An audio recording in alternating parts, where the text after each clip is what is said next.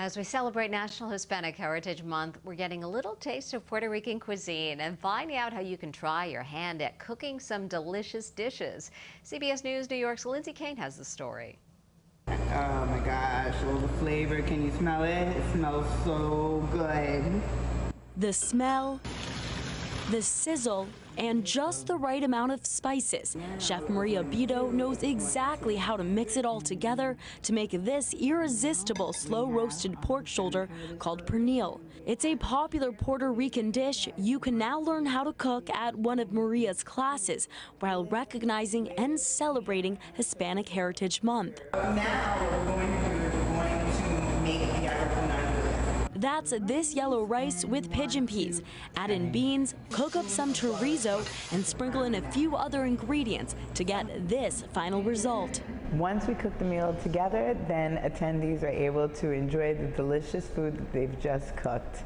And when the class is over, they receive an email with all of the recipes. Maria is a longtime Lower East Side resident whose passion is put on display in these monthly hands-on cooking classes, where she shares family recipes passed down by her grandmother. The class series is run in partnership with the Loisaida Community Center. We decided to start Cocina de Loisaida because we feel that there is a need to teach traditional Puerto Rican recipes to the community. Puerto Rican recipes are slowly becoming a dying art here in the United States, where people are leaning more towards ordering food out. From this rice dish and the roasted pork to the yuca, you'll leave with a full stomach and a greater sense of Puerto Rican culture. Food is culture, and food is something that is very important in the Latino community. Lindsay Kane, CBS News, New York.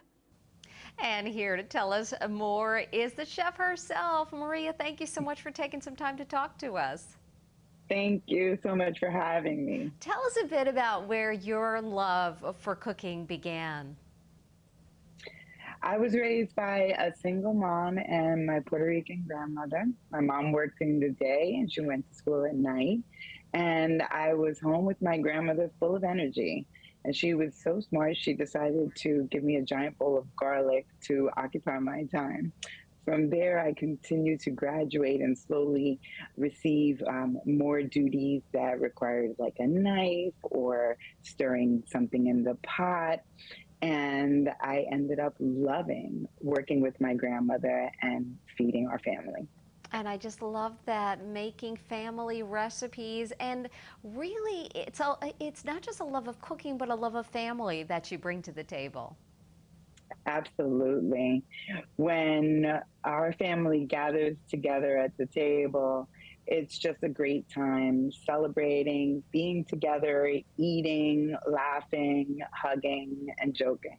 And this month in particular is such an important time to recognize Hispanic heritage. Yes, it absolutely is.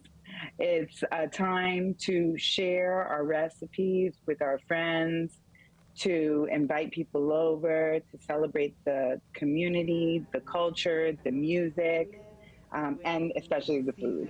Yeah, tell us why you think it's so important to pass these recipes along to others. To me, it's very important because the food is really delicious, number one. Number two, my grandmother's recipes are phenomenal. She grew up in Puerto Rico as a young child and learned how to cook with just the bare essentials. By putting all of those small ingredients together, she's able to make delicious dishes to feed a family of the size of ours. So I think that sharing these recipes with the community so that they can continue to live on is very important. And what do they get from your cooking classes? I mean, what will they take with them?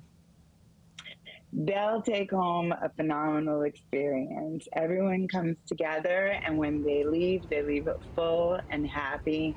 And they've also learned a little bit about the history behind the food itself. What's your favorite dish to cook? I'd love to know. Flan de queso is one of my favorites. Oh, yeah. Is that one of the cooking classes that I might be able to take?